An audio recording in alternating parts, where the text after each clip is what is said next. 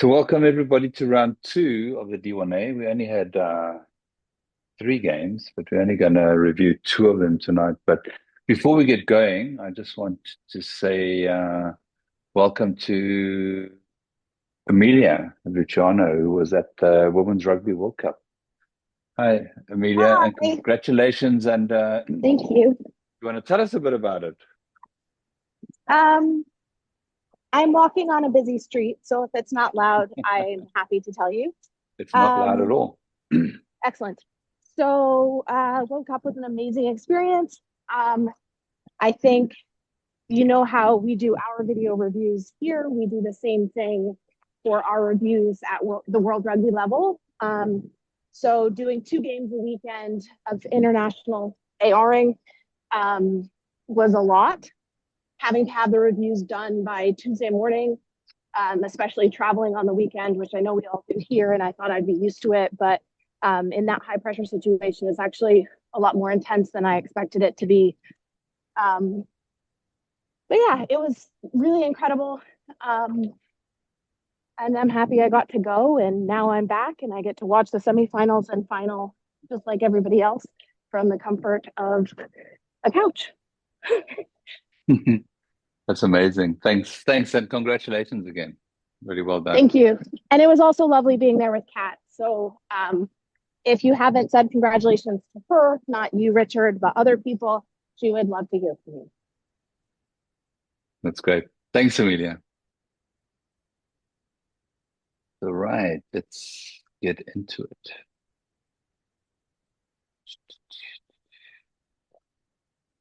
So we have two games. The first game we're going to go through is Aaron Davis, Mary Washington against Navy, and Len Borky.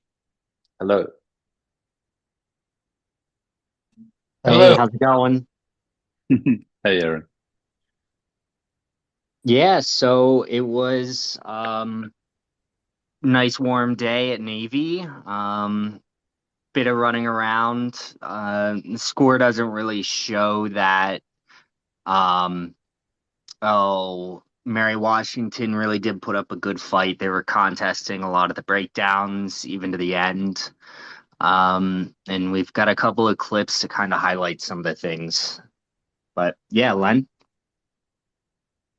Yeah, I think, my take on this is Navy came in with a game plan and they just worked and worked and worked to execute it. It didn't always look traditional, kicking the ball away and daring Mary Washington to attack back. But, it made for a pretty darn open match because there was a lot of extra running and Aaron did a great job keeping up with it, getting in position and managing a lot of the loose. So, yeah, it was a good one to watch. Great. How were the scrums? Oh, that's a complicated question. There was one very dominant pack. There was one pack that their reserves tended to be a little more inconsistent, and it led to a lot of excess management. Yeah, yeah, Modern day shenanigans. yeah. Interesting. Okay, here we go. Where should we start? We could start from the bottom and work our way up. Great. So this one where Len and I were talking about this is early in the game. Um, we talk about long arm handoffs, and on review, it looks kind of finicky. If you run it through, you'll see as Navy goes up. Instead of a long arm pass straight back, they almost did a horizontal pass Hmm. to a pod, and the ball stayed in the front as contacts made. But it's a fascinating um, set piece play by Navy on this.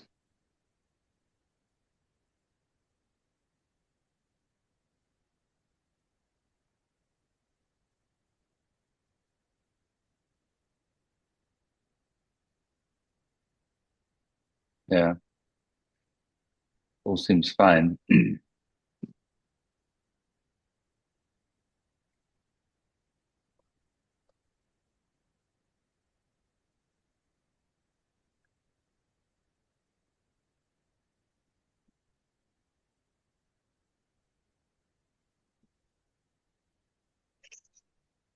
Yeah. Anyone else have any thoughts on that? Seems good. Yeah, Probably your positioning at the back. Yeah, positioning, and mate. What's up with the positioning, Aaron, at the front?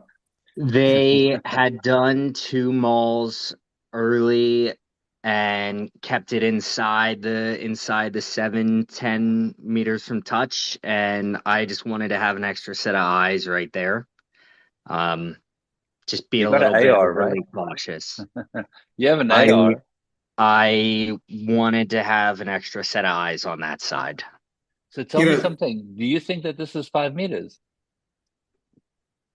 Because that sure doesn't look like 5 meters. Is that 5 meters? No, it can't be. Eh? Oh, To the from from the goal line. from the golf. Yeah, Let's this uh, see. doesn't look like 5 meters. If this is 5 meters, this is definitely not 5 meters. Weird, eh? So That's can I probably say why you went something? at the back because you couldn't fit in there. Yes, Amanda. Yeah, no. So with the World Rugby's sort of focus on this, the transfer, right, where the ripper doesn't bind to the jumper and then they're Hmm. binding into like they're passing it off to the side. This one's Yeah, super interesting because last week when Navy did it, they passed it off to the side and then that player ran into a player in front of him. Do you understand what I'm saying? The yeah, shift yeah. drive. And Yep. here he passes it off to the side, but then that player is in front, so there's no obstruction here. No. Yeah, so it's different than what they were doing last week. I would say this Yeah, one's legal and that one was not. Although you yeah. still have a situation where the ripper isn't bound to the jumper. So it's interesting. Yeah, yeah. It's I mean, the lineout's over, right? When they hand the Yeah, ball. yeah, as soon as it Yeah, gets passed off, yeah, that's what I'm yeah, thinking. And it's to the side, so yeah. the obstruction's not an issue with the Maybe they transfer. watched the meeting last week and they got it right this week. Uh, I mean, if anything, this is actually cleaner than It's been where. penalized in the Women's World Cup a couple of times now. I mean, USA Yeah. got penalized for it twice in one game, but this is a Wait, Huh. different application. Yeah. Amanda, you're saying the team has been penalized for doing this, where the ball No, carrier is really taking the first hit? Because no, this looks I am not okay. saying that. Because this What is they're actually doing, cleaner than most of what we see where the supporting players are really obstructing. This is clean as can be. The ball carrier is the first one taking contact there. Yes. yep, and Amanda, it's you were different than saying in what, the World Cup? yeah, it's different than what Navy was doing last week. Yeah, and in the World Cup, well, there's just that emphasis on the shift drive, which this is not, but it is Yeah. what Navy was doing last week. So Yeah. anyway, That's great. Doing it better. I still don't think it's 5 meters here though. it's not, it's two. Era, that was a um, long conversation.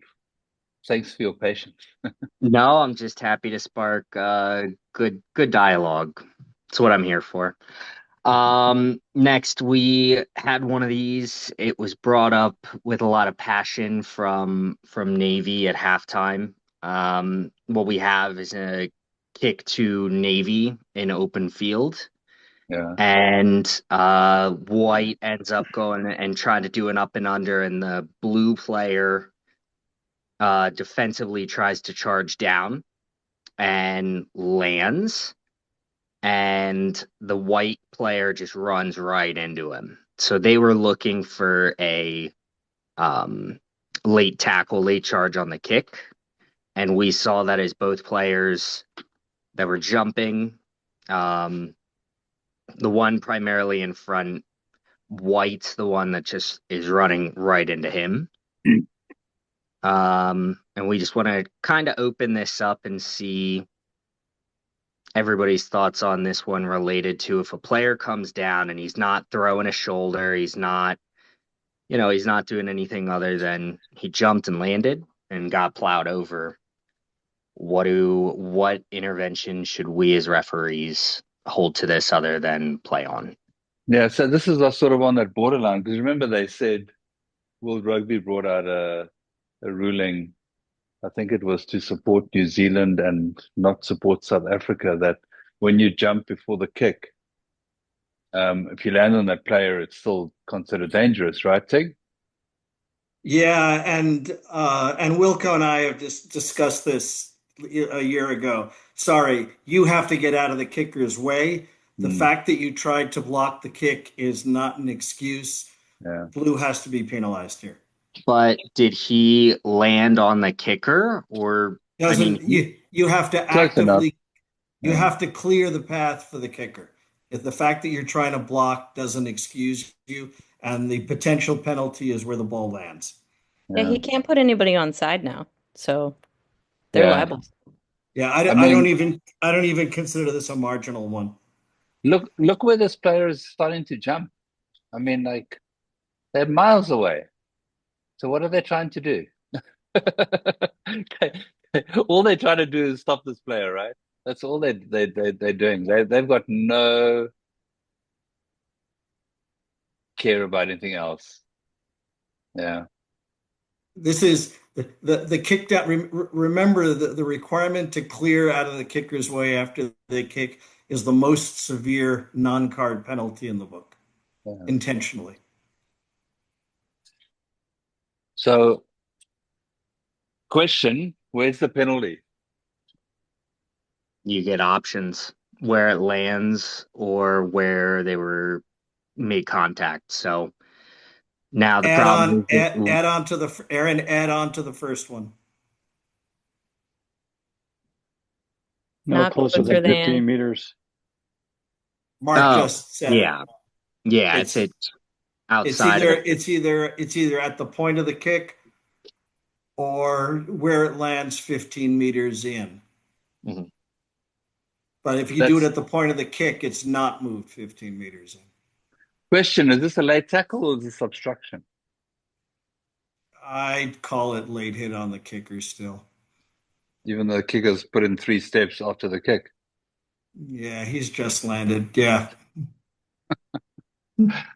Just asking because I think it's a valid question. Because if you look at the player kicking, right, and then they go 1, 2, 3, Yeah. you know.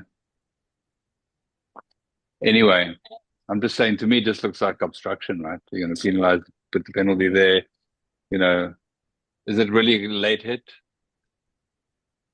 And it's debatable, but it happens so fast in the game, so The open to law for a interpretation. late hit on a kicker is actually So obstruction, so it would be the same. The law for a late hit on the kicker is actually a form of obstruction. yeah, but this So is, it's the same. but now the player is running. So once a player Yeah, starts but they're running, obstructing the kicker from putting people on side. So it's still obstruction of the kicker. Like either way, it would be the same outcome. yeah,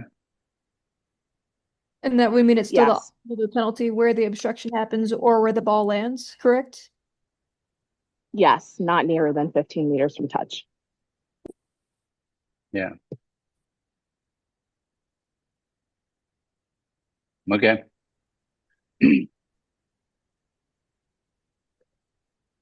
And Foul yeah, play. we love foul play. So this was it was about 5 minutes in. Navy players kind of at the bottom of the ruck, squirming his way out and trying to squirm from under a Mary Washington guy, and guy doesn't like that he's trying to move him and decides to put a knee right to his chest. So nice bit of foul play early in the game. And if you zoom in, he doesn't even deny it. He knows what he did. Yeah. Yeah. What did he do? He took his knee. If you play it back from the start, kind of at the right side of the ruck, far side, you can see him between the Navy players. As Navy's on his back, kind of working his way out from where he should be. UMW player takes a knee and just hits him in the chest. You'll see it with his leg. Crazy, eh? Yeah. Interesting shenanigans. Mm. It's good that you got it, you know. And this is And, Lane's clip. oh, okay. I was like, I don't remember this one. Lane put this Yeah, in. I put this clip in, and Richard, you had brought up how were the scrums, and there was scrums were pretty interesting, but this is going to be Aaron's third whistle, and he's had two calls against Navy already for driving the scrum up. And I just marked this as a really good, almost learning moment for everyone. You know, he didn't fall in love with Navy being the ones that muck up the scrum. So after this little reset, we'll see it.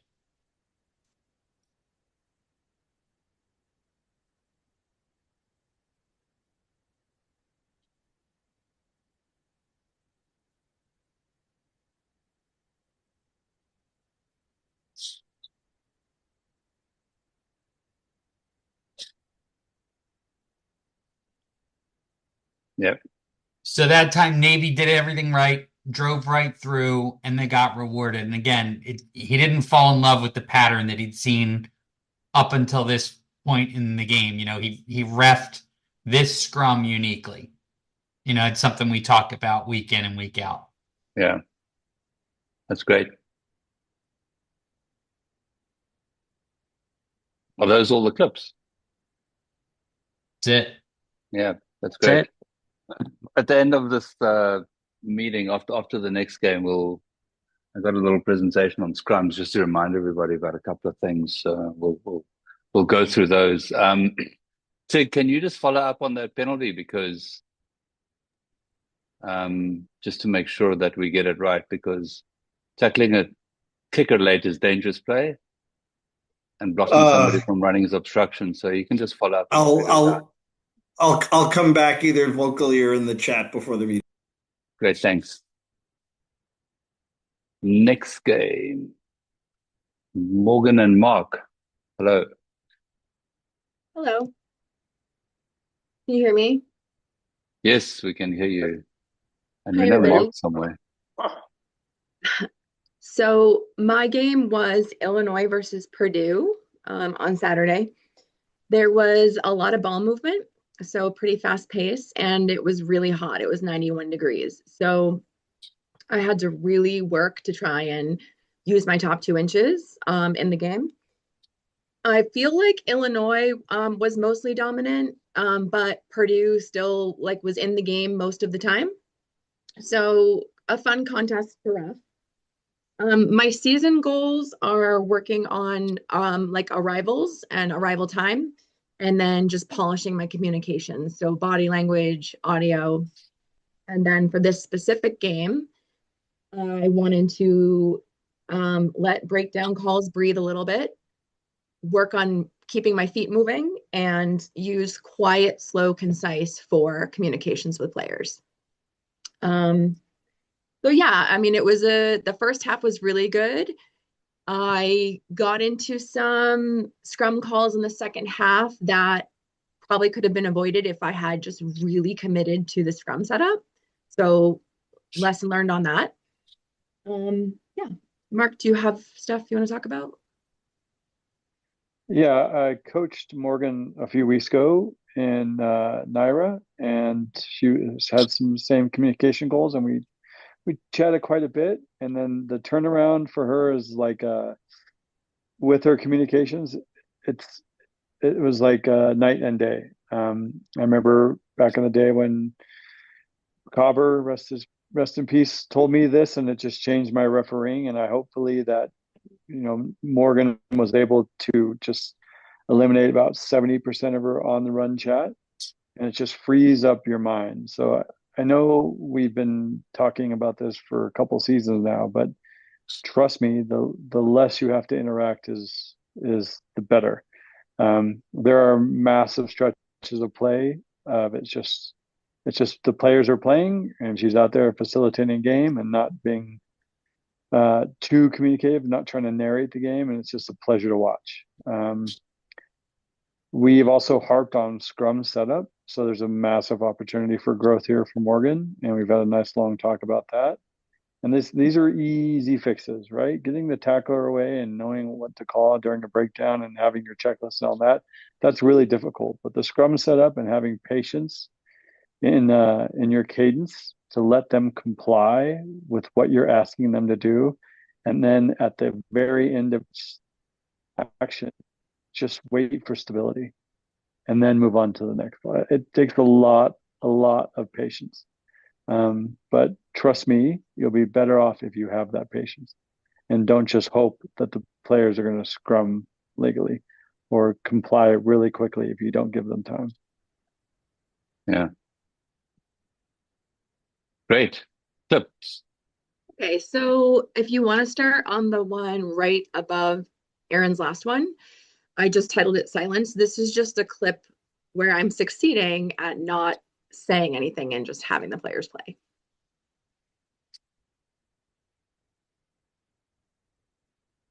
I'm not sure the audio's on. Is the audio? I think Can it's you in hear? It's in slow motion too. Let me just make sure I've got the. I forgot to do share sound. Sorry.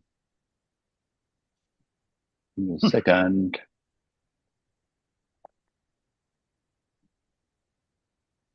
Start again. Sharing. Okay, here we go.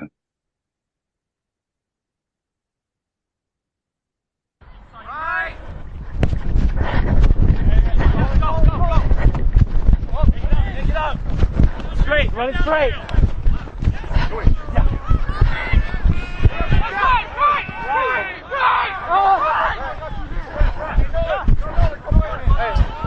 Yeah, with me. Turn in, watch on. Hey, Joe, get in. Close. Here. You guys just here. Hey, move up. Here, look. Fine. Get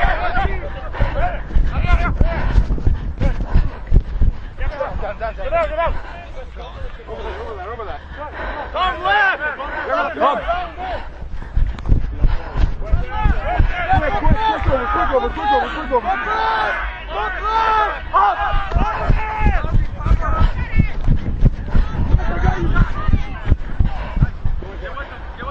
over. Over. Logan!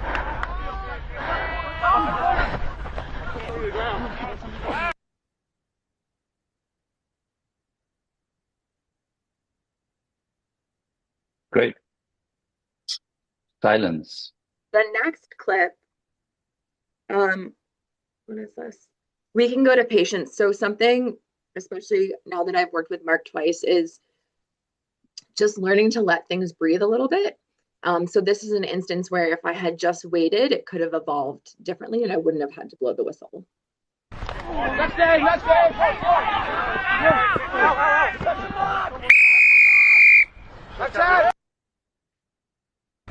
So it could have just been a good turnover. Yeah.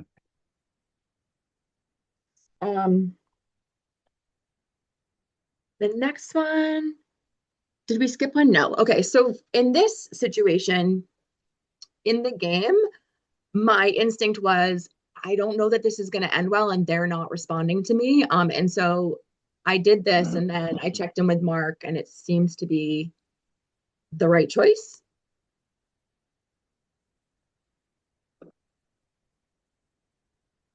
No, let him down safely.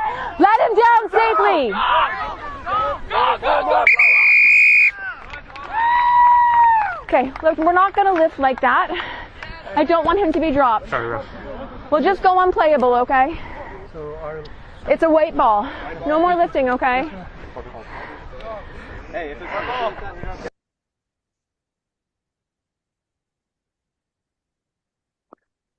Yeah, that's just good management. Like, I get it, it's a contest and it's a kind of a flashpoint, but like nothing good can happen to that player.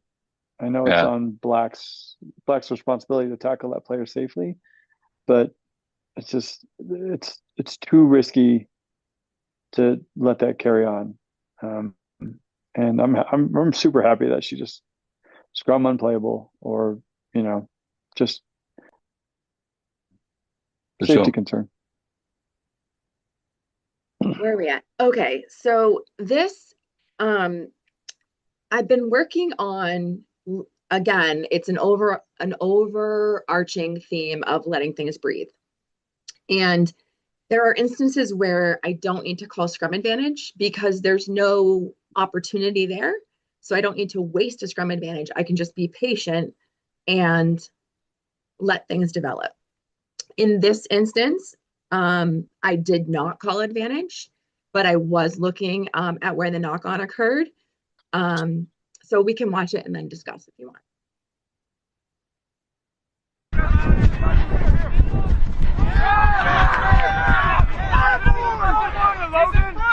He's in front. So as you can see, we have the knock on, it bobbles forward a bit, and then a black player kicks it into touch. And you can hear the sideline appealing for a penalty for offside from the knock on. Mhm. For me, I saw the white players near the ball stop playing, and one even looked to me. So, you know, I wasn't looking to see who's kicking the ball because everyone stopped playing. Yeah.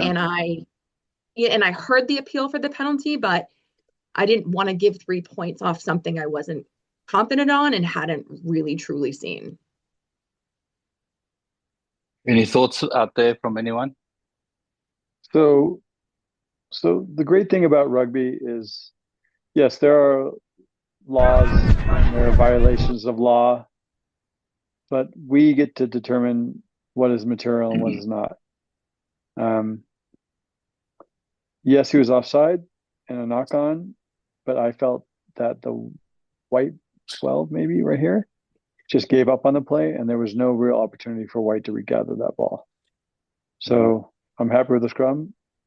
Technically, it's a little fast, but there are reasons enough to find penalties in the game, and having just penalty after penalty after penalty, I'm okay with it, like not calling this, and educating that player, saying, listen, you were in front, you have no rights to that ball, please make sure onside, and just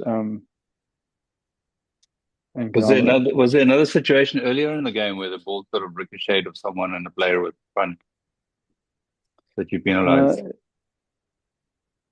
Yeah, I think there was, but I wasn't clear on that. The difference on that was white kicked it, the number 10 was ahead of the kicker, and the number 10 recovered the ball in hand, and then I believe he kicked it forward. So now we have the ball in play, and it's nobody stopped playing, and you know, it would have been a ball that probably black would have recovered if that 10 weren't there to catch it. So for me, that's material. When I see all these white players stop playing and they're all looking to me for the scrum, I'm not seeing that anyone's lost an opportunity here. Yeah, that's fair.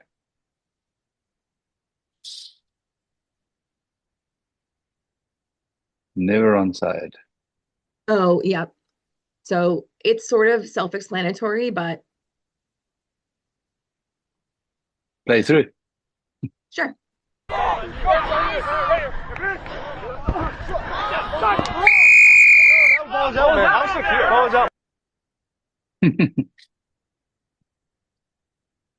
So, you know, I kind of looked and was like, okay, white's winning this, secured. You can see me scan, but I know that black player is in that position. And Mark's feedback was, you know, if they're appealing to you that the ball was out, like, yes, but you have to come from an onside position. Yeah. Good stuff. Okay, and then I just have one more, which I didn't know if we'd have time or not, but I got some feedback in my game with Mark 2 weeks ago. I had a player shove me and I was kind of pissy about it, and it kind of came out in my comms, and I was a little adversarial. So been like, you know, how can I make my comms be slow and calm and get players on my side? I felt like I did an okay job at this. And I know we've also discussed having phrasing in your back pocket that you've heard elsewhere that you can use. So I stole this from Amy Barrett Theron, and I was like mostly happy with how it worked out. There we go.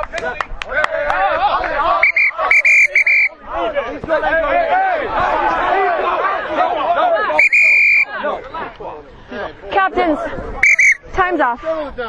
Time's off. Captains. Dom, come here. Captains. Okay. I'm not mad, I'm just disappointed. Yeah, I'll get my guys settled. Because you guys told me that you could control your players. Yes, ma'am. Yes, Can you do that? Yes, ma'am. Take a minute to have a chat, please. Yes, ma'am. Yeah. Boys, bring it in. Hey, boy. Stand up. So they bought into this conversation, and we didn't have any more scuffles the rest of the game, which I was pretty happy about. Yeah, that's good. That's great. Worked out well. What was your decision? You would go back to the original penalty? Yeah. Okay. That's great. Excellent. Any last thoughts on the game before we go and look at some scrums? Mark, Not do you have yours, anything? just scrums. So my thoughts are like we as referees are in this together with the coaches and players. There are opportunities for growth. People are trying their best. They're on these calls. They're doing the work. They're coding their videos. They're showing up. Like we're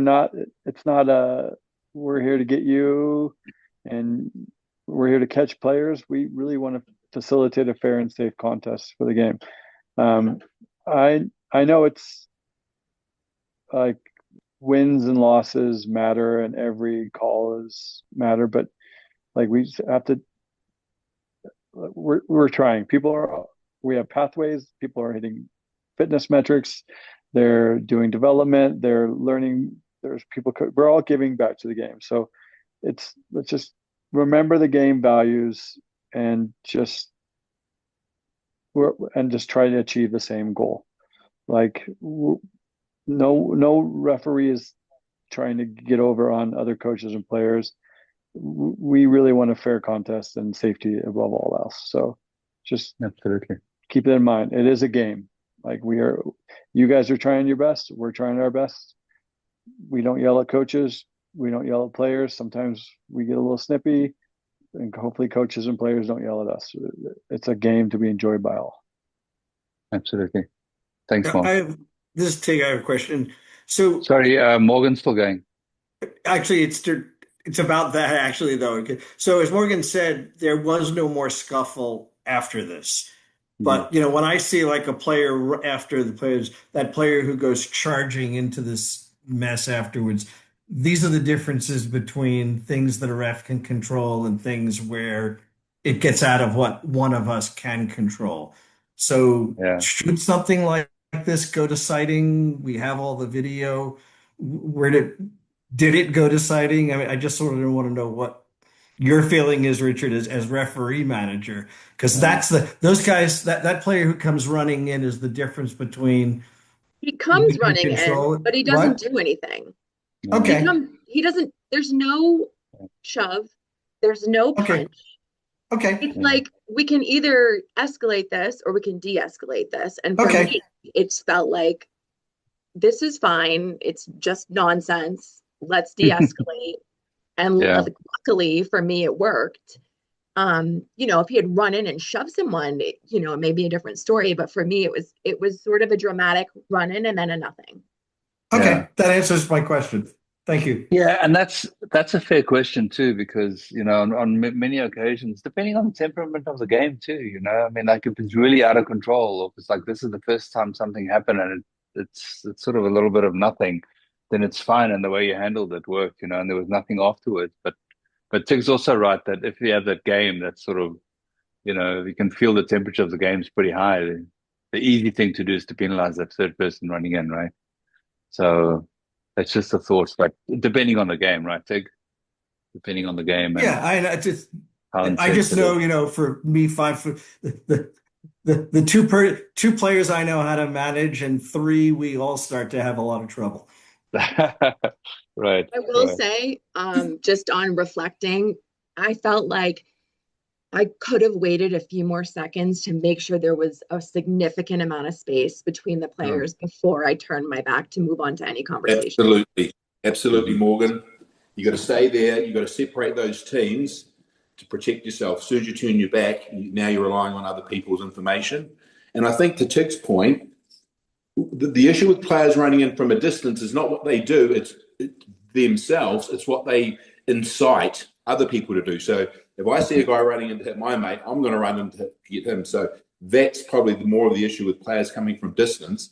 So it's always good to say, number 3, do not come running in like that again. If you do it again, there's going to be an issue. Or the person who starts us all is the person who held onto the ball onto the ground and wouldn't let it go. Like, I would also have a quiet word to him, let the ball go, you caused all this, and then the player running in from distance, not so much their actions when they get there, but they can incite other people to run in. And I think when I watch this video, one comes in and then they all come in like rats. Yeah, anyway, good. Yeah. I think the thing that I liked about this, I mean, you know, we can always do it better, and you know, the more this happens, the better we get at it. But the fact that it was that your tone was calm helped, and I think it also helped to just calm everything down with the players, because the captains were totally like, okay, yeah, that's fair, right? I think that's important to keep that tone. So it was good. Well done. Any last thoughts before we move on, Morgan? About your I game? apologize. I thought you meant from everybody else. No, that's good. Okay, that's great. So I put together a couple of things about a scrum, because I thought, like, you know, the second round in, scrum seemed to be not so much fun. So we're just going to talk about scrums a little bit, right? Just go through some of the basics again. Scrum setup, got to be ready in 30 seconds. We all know that. And we don't really want to free kick it, but we want to make sure that they get there, right? And then the second thing is make the mark. And we see that green line on the left. Hookers, right feet are left of the mark. So if you're on this call, just look at your right foot and just imagine that there's a line on the outside of it, right? And that's where the other person puts their foot. And that becomes the break foot, right? So, but I mean, it's a good thing to communicate. And we heard a referee tonight in one of the other games, one of the other meetings, saying to the players, made the mark, and he said right foot left of the mark, right? And the reason for that is to ensure that there's interlocking. Shoulders in line, we keep talking about that. Props have to bind. When you call bind, it's got to be on the side or the back, right? They can't bind underneath. They can't grab the shoulder and push them back. They can't bind on the arm. And then the big thing is always to have patience. We keep talking about patience and stability before the next call. And I know that we, as referees, when we're there setting up the scrum, we can feel the pressure, right? They just want to get it on, right? So we go crouch, and then we've got to wait till everybody's steady, right? And then we go bind. And normally when they bind, the scrum sort of goes up a little bit. Everyone's bodies go up and then they go down a bit, right? And then wait till there's no more movement before you go set, right? And in any of those parts, if there's something wrong, you can restart the scrum again. If you suddenly see a loose head's now suddenly tucking its shoulder, or players now grabbing and binding on the tight heads binding on the loose head's shoulder, like grabbing them and pushing them back, just stop it and just start it again. You know, obviously, if they continue to do that, you're gonna have to like free kick them, right? But patience and stability before the next call is really, really, really critical. So, sorry, I just got a bit mixed up in these slides here.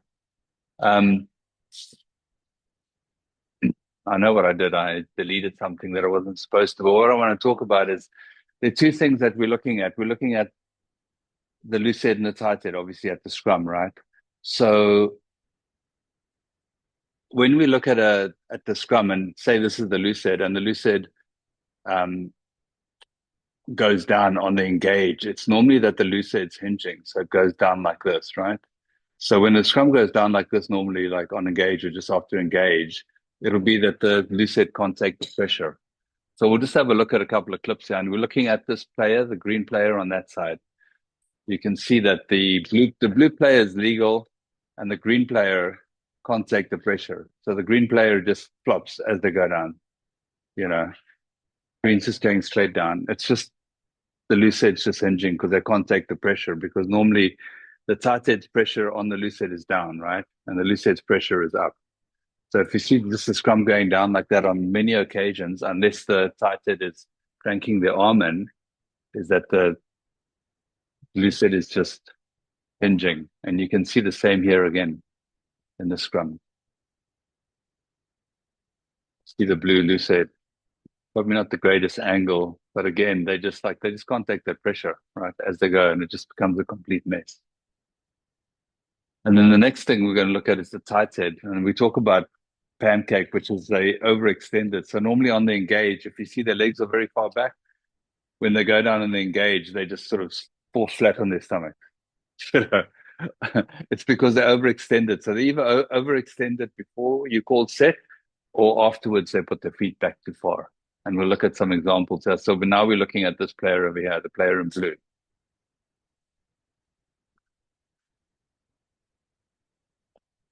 If it's pretty far back and they just go straight down, for the pancake, right? Overextended and went straight down. And the same thing here, you look at the player in black. Overextended, contact the player just goes flat down. So those are the two things that we want to just to have in your mind, like on those collapses, like on most occasions, these are the things that are happening. Right. Then during the scrum, of course, all props are legal, have to be legal, binding and body position, right? And to dominate legally, they've got to go straight first. So the first movement's got to be straight. If you want to dominate, scrum's got to go straight. Sometimes just after you're able to go straight forward, is that the scrum might go around in either way, right? It might go around this way, it might go around that way when you're dominating. But when the scrum wheels, and this is something I just want to think about, like a natural wheel is that way around, right? So if we look at the scrum here, it'll be clockwise. It's that way. That's a natural wheel.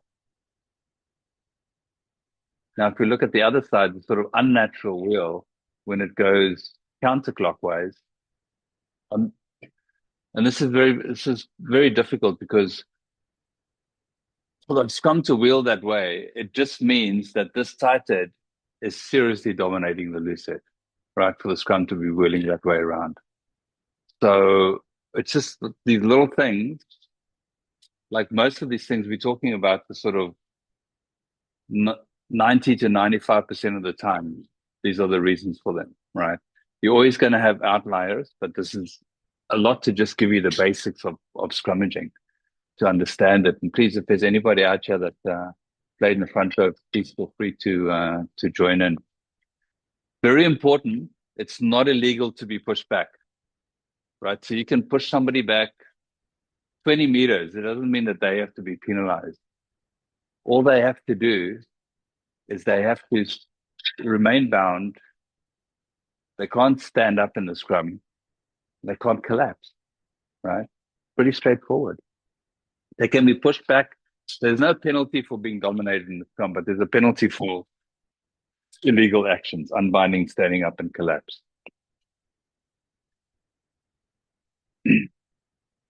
And I know I've said this a million times, and I'm just going to say it one more time, but referee scrum to scrum. So know what happened in the scrum, know what you're taking into the next scrum. So if there's something that you need to manage, you can manage it. Context that you take into scrum is field position. Where is it? Where on the field are you? What are the outcome that teams want? So you're thinking about the team putting the ball in, and also the other team. You have in your mind who's dominant, but remember that can always change. Because in context, you have to understand what teams want. Like, if you're putting the ball in your 5 meter scrum and no one's been dominating, that team wants to get a solid platform to play from, right? And where they're on the field, what they're possibly going to do. How many scrums have you had? Because sometimes you can't go into the first or second scrum. Like the first scrum, one team might dominate. Second scrum could be completely different. So you got to have that story, but you always have to be prepared that it could be slightly different. So it's critical that we talk about contextual refereeing and where you're on the field, that you only use it as a guide. It's not black and white, right? Context is only a guide for you to make decisions and understand what teams want. But the outcomes can always be different, because what can change is the team's approach, of course, from scrum to scrum, especially when they get into first and second half, and especially when they bring on substitute. Players change, and then dominance change. Like, sometimes you might get a scrum that's dominant early on, and when the players get tired, it shifts around. So, but I just want everybody to stick to the basics. You always want to make sure that you set that scrum up properly, and Mark was talking about it. You've got to be patient, and you've got to set it up properly, because, ages ago we talked about set the scrum up for success, but it's really, really important. You've got to set it up properly, and you got to make sure everyone's bound properly, and that the scrum is steady before you make the next call, and that the scrum is steady before the ball gets put in, and then referee it from there. But take information throughout the game so you can always manage it, because that moment that you think scrums are okay is when it comes back and bite you, and then you're like, oh, I don't know what happened, or you missed something critical in the critical situation, and especially in this competition, we have teams who have kickers who can kick the ball 50, 55 meters, right? Or maybe even further. Like, in these situations, you're refereeing the game, making decisions like 50 meters out is really important, because if you kick the ball 40 meters and have a line out, if you give someone a penalty, and if you get the penalty wrong, you basically got like an 80-meter turnaround, right? Because it could have been 40 meters this way or 40 meters that way. So when you in the scrum, when you're refereeing the scrum, you got to make decisions that make sense, and penalize teams that play illegally. Just have to work much harder to get that right, because what happens oftentimes that if we get on the sort of idea that a player is illegal, it's very easy to just stick to that idea, instead of trying to solve it and resolve it, and you can resolve it by a better setup, and also by putting more pressure on the players to be legal and straight. So take this focus into the season now. We're going into round 3, and we're going to have more and more games. And it's just really, really important that we take scrum seriously from beginning to end. And of course, don't forget, safety is always important. Any thoughts on the scrum before we say goodnight? Anybody? About how long should the cadence take from tip to tail? Yeah, there can't be a set time for the cadence. It's just got to be like, they've got to be steady, right? So they've got to be steady. So we just have to wait until they're steady, and then call. And I think it's like, if we get into a rhythm, they get into a rhythm, right? And all we really want is the scrum to be steady before we make the next call. It's really that simple, So we can't say it's going to be 5 seconds, 10 seconds, but it should never be 10 seconds, right? So it should be like, it's probably going to be around 4 to 5 seconds for the whole scrum, but you have to understand that if you just follow that process, you should be able to just make the next call when it's the right time to make the next call, rather than have a prescriptive timing. I disagree with you. It should never be 10 seconds. Mm-hmm. Like in the World Cup, the average time was 11 to 13 seconds. Really, eh? Yeah. So, yeah, 10 seconds is a long time, but if they're not stable, we don't move on. Yeah, it's also very difficult. It's difficult for teams to hold that position for that long. It's very, very difficult. So, It is crazy that it can be that long because it's just going to make teams tired. Yeah. Yeah, but maybe you could, hey, we need you to be stable. This is on you. This isn't on me. I don't have a slow cadence because I have a Yeah. slow cadence. I have a slow cadence because you're not complying with stability. So if you want to be tired, take it easy. Be stable. Yeah. But Don't rush you have through to it. ask Hold your yourself weight. the question, like, are both teams doing it, or is it just one team doing it? Taking that long to get it right. It's it's Uh, always nice to sort of put the pressure on players, right? But like I always said, I can't make players comply with law. I can only make them wish they did.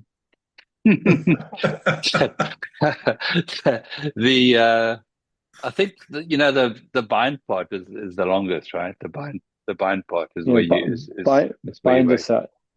Bind Yeah, to set. I think bind to set. Yeah, with Morgan, like her crouch is maybe not even a second in between crouch to bind. So yeah, I've really like taught her, or not taught her, coach her to just slow that down and just ensure stability. yeah. Just ensure stability. You 32 got to feet look on the at what's ground. going No on. one moving. Yeah, got to look at what's going on. Got to look at what's going on before you make the next call and get it right. So, Richard, you'd asked about the Yeah, law with charging. So I put the whole text of 9.25 into yeah. I saw the that. Yeah, yeah. chat. Mm. And as Millie correctly noted, the charge part and the obstruct part are both in the one law. Okay. And in deciding, so if the fact that you obstruct that kicker while they're still the main person for putting people on side, Yeah. it has to be the penalty downfield, not just Great. at the place. And then separately, whether or not you're in yellow card territory, you have to look at the charge part and the Hmm. safety part. Yeah. But it's all in one law with the same sanction. So if it's going to be the two penalties, it's going to be where the player was charged or where they kicked from. Right. It's almost always going to be where the ball lands. The odd exception to those is you will see sometimes, since players have gotten better at kick passes, a player in the center who's trying to kick pass to a wing who's taken out, the Yeah. team may choose to take the penalty in the middle of the field rather than where the ball lands at that. Yeah, but On these long is the kicks, penalty where he was hit or where he kicked from? ooh. Well, I was just wondering. Just wondering. No, no, no. I have to go back and I think it's where he's hit. God, because usually it It happens says at so the place close. of infringement. Thank Yeah. you, Amanda. So where he's hit. Thank you. So Thanks, it's Amanda. where he's hit or where it lands at least 15 meters in, or if in touch, where it crosses and then 15 meters in. Most of the time, it's going to be downfield unless it's a kick pass from the center to the corner. Great. Thanks, Tig. Right, I'm just going to wrap up now. I'll send out focus areas and a link to the video. Thanks, everybody, for being on. Really appreciate it. We've got more and more games every week now, and let's just keep sticking to our focus areas. Remember to go through them again. The global law trials doesn't seem to be like a big thing at the moment that's affecting the game, but we definitely want to make sure that we get those scrums right, because we've got a lot of really well coached teams. The scrums are critical to the game, so let's make sure we sort those out. Thanks, everybody. Have a good evening, and we'll see you in a week. Richard. Bye.